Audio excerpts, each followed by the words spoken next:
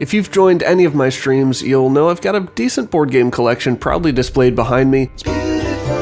So when I learned of Dice Legacy, what's advertised as a roguelike survival city builder with a board game style twist, I jumped at the chance to review it. And when I played, it had me rolling dice faster than an addict at a craps table.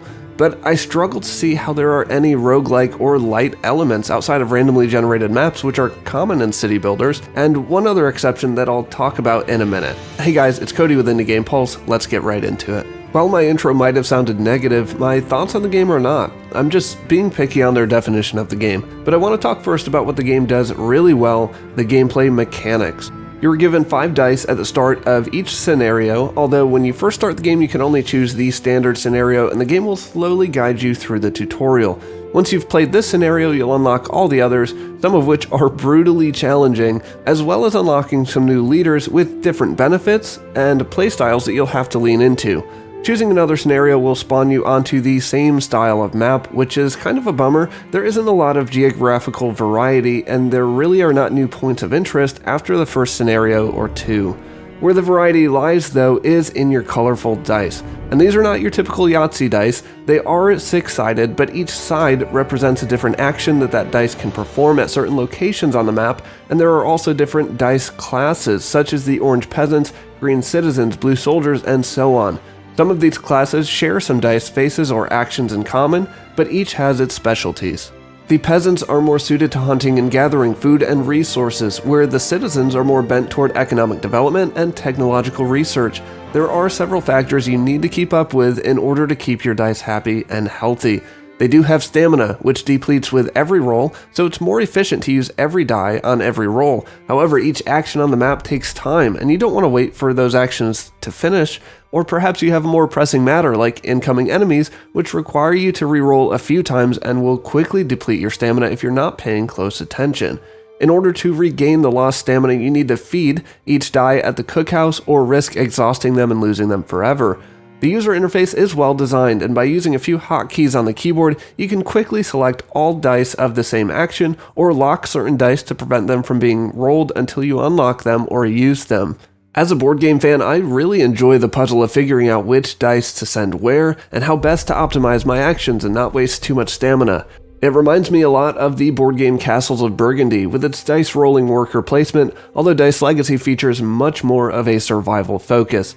One part of the interface which is a bit annoying is that when you hover your mouse or cursor over the Roll Dice button, next to your dice, Helper text pops up and blocks your view of the first couple dice, meaning that if you're re-rolling and looking for something in particular, you need to keep moving your cursor back and forth. The text just needs to be pushed off to the other side of the cursor, or have an option in the menu to disable Helper text for experienced players.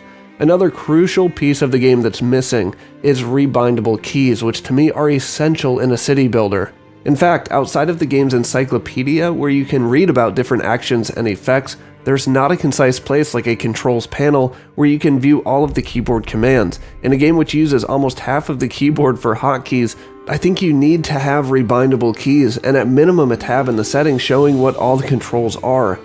Now, you might be thinking, if you only start with 5 dice, how do you get more?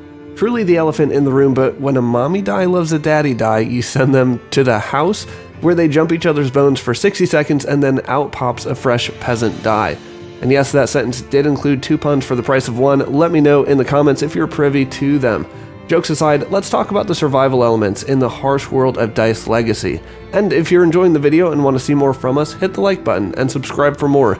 Both things help our channel grow and help our videos get spread to other indie game fans like you. Thanks. I'm not going to do a deep dive into the different buildings and their uses, although a few of them are key to the game, so I'll mention them briefly as we go. In each scenario, you'll have environmental factors like the changing of the seasons, which by the way looks really cool visually. Oh, did I mention too that this world which we are trying to survive and thrive on is some sort of doomed terrestrial hamster wheel floating in space? The intergalactic scenery is gorgeous, but it's no wonder the winters are so chilly out here. In the winter, your dice can freeze and will need ale to warm their chilled bones. There are also several factions of mysterious enemies which will invade your camp with torches, pitchforks, and plague which will spread if you don't eradicate it quickly. Of course, you can meet these mercenaries on their way to your buildings and strike them down if you have the firepower, but sometimes your dice will be damaged in the process and they need to be healed, or you risk losing them in another battle. These battle sequences, although very brief, are pretty funny since your dice seemingly open up like Trojan horses and your true soldiers emerge for the fight. There are fires which can be set to your buildings too, and the longer they burn, the more difficult they are to put out, and sometimes they're even set by unruly factions within your own classes. This is where Dice Legacy gets really tricky and interesting, because with each new season comes new laws proposed by the council, of which you, as the leader, must choose one to enact.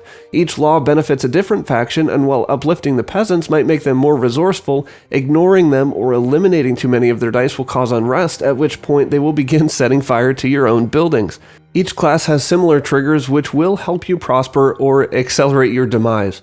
You can also strengthen your dice through buildings like the Enhancement Chamber, which allows you to upgrade one random face of your die, and the Forge, where you can sacrifice 2 different dice to form a disgusting hybrid that will actually enrage both participating classes. And both of these things will begin to be necessary since your objectives and enemies later in the game will require strengths and values of your dice that are simply unattainable in their base form. The city building mechanics here are nothing new outside of the very restricted area in which you can build and how you can only explore in the forward direction, but boy does the art style look good. From the rising light dancing across the map to the falling snow and frigid winter conditions, the medieval/magical setting really shines brilliantly. Strangely, in the graphics menu, there aren't specific screen resolutions to choose from, only a resolution scale slider, along with a lot of other options which you can set anywhere from low to ultra. As we're getting close to the end here, I think this is a fitting time to talk about the lone roguelite element which I've found, outside of the procedural map generation, which again is in every city builder I've ever played. There is a building which you can unlock later in the tech tree called the Obelisk, which allows you to ascend a die of your choice. In subsequent scenarios, you can choose to replace a starting die with your ascended die, giving you an early advantage as you begin another round.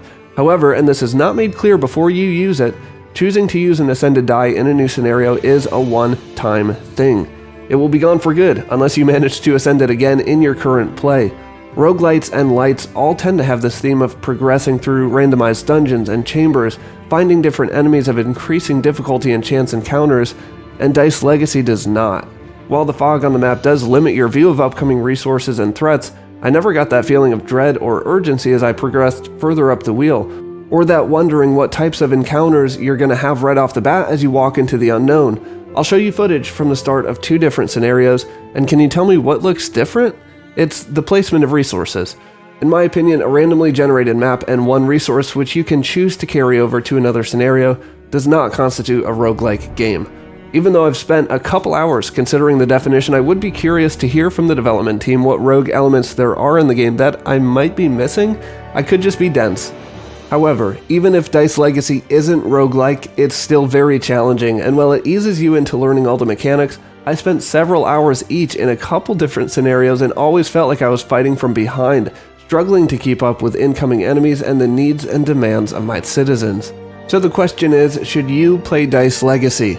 I've had a really fun time with it, even though it is missing a true roguelike feel, but I hope through this review that I've helped you hone in on what the game is and what it isn't. It is a unique take on the city builder genre, with its rotating ring world and randomized actions via dice, which require a surprising amount of food and healthcare. But it's not really a roguelike, outside of the mechanic of ascended dice that you can only use on one future run. I can't really say that the missing rogue elements detracted from my experience because after I finish recording this, I'm going to jump back in for a new scenario. If you like what you see here at Indie Game Pulse, join us on Discord and consider helping us grow by supporting us via Patreon or YouTube channel memberships. Links are below. Thank you very much to my 1,510 subscribers for your support. For more top indie game countdowns and reviews, check out the videos on your screen now, and I'll see you on the other side.